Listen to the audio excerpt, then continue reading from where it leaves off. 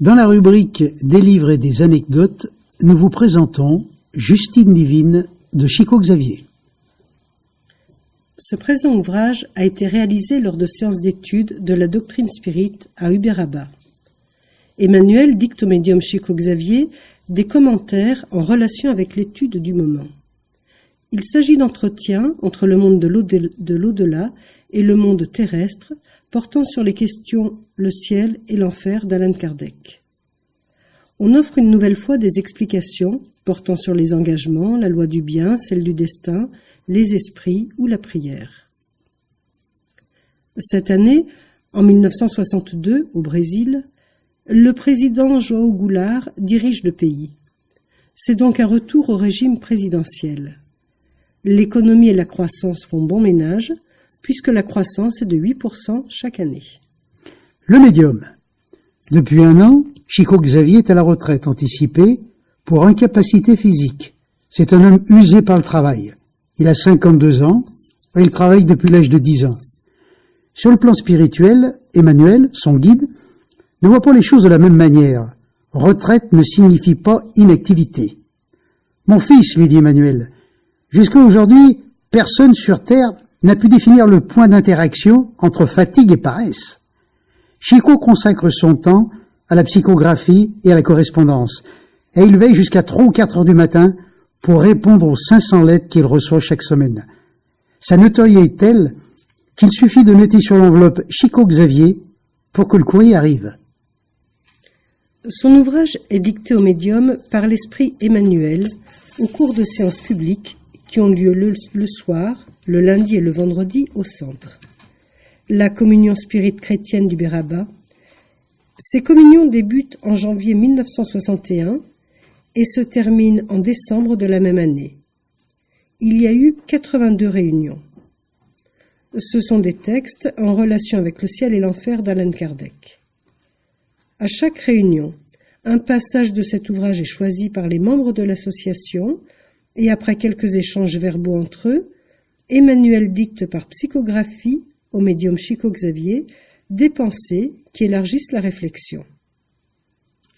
Au bout d'un certain temps, toutes ces appréciations sont rassemblées pour composer le livre.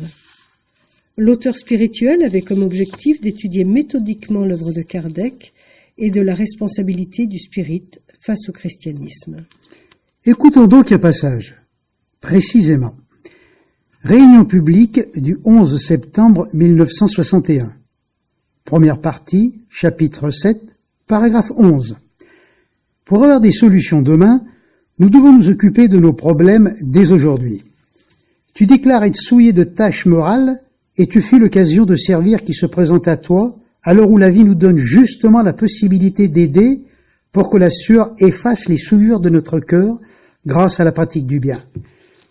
Tu confesses de lamentables méfaits et tu négliges de faire de bonnes œuvres quand nous avons justement l'occasion d'agir au profit de nos semblables afin d'atteindre le rachat nécessaire de nos fautes.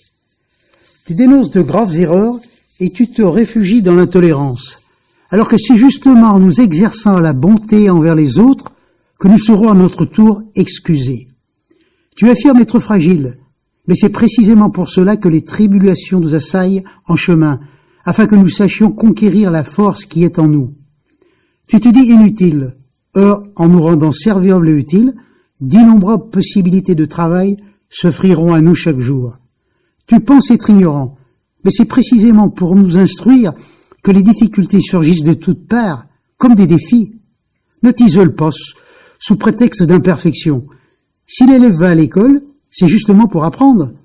Dans tout établissement scolaire, les leçons suivent normalement un programme établi à l'avance. C'est ainsi que l'élève appliqué obtient un certificat de compétence. Quant à celui qui est paresseux, il est obligé de redoubler. La même chose se produit en ce qui nous concerne. La vie est l'école de nos hommes. Celui qui le sait peut en profiter en toutes circonstances. Le temps, cependant, ressemble à l'enseignant équilibré et juste qui félicite le mérite. Prend l'effort en considération, reconnaît la bonne volonté et respecte la discipline, mais ne crée pas de privilèges ni ne donne pas d'antisèche à qui que ce soit. Le bien de tous. Réunion publique du 23 juin 1961. Première partie, chapitre 3, paragraphe 16. Tous les biens fondamentaux de l'existence découlent généreusement de la nature au profit de toutes les créatures.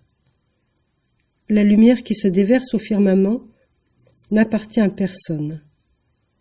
Les courants d'air apportent des éléments nutritifs inépuisables. Des mers bienfaitrices baignent tous les continents. Partout, des sources coulent. Des plantes apparaissent adaptées à tous les types de climats. Et dans notre propre corps, le sang circule sans cesse pour que notre intelligence puisse se développer. Pour autant, ne retiens pas les valeurs que tu as accumulées. Tu sais bien que l'excès de pain est la mette du voisin qui est dans le besoin. Il est pourtant de nombreuses façons de partager. À côté des riches tables, des cœurs étouffent presque de désespoir. Derrière les gestes qui t'agressent se trouvent les sombres intrigues de l'obsession. Derrière les crimes qui te révoltent, il est des influences qui ne peuvent être dévoilées d'emblée. Celui qui s'est trompé souffre de difficultés qui t'échappent. Celui qui calomnie ou persécute ignore ce que tu sais. Ouvre les portes de ton cœur pour comprendre et servir en distribuant les biens concentrés dans ton esprit. Le bonheur, pour être vrai, doit être partagé.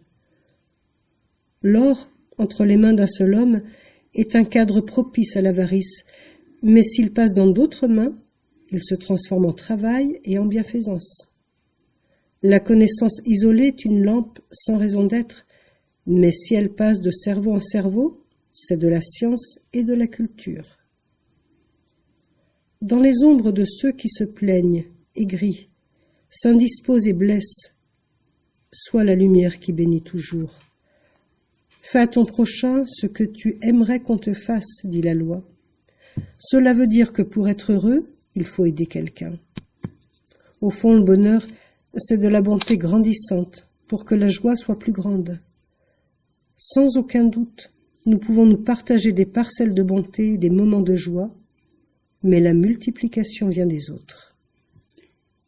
Nous souhaitons que cette découverte vous donnera l'envie d'aller plus loin, de vous procurer l'ouvrage, de le lire, de le méditer.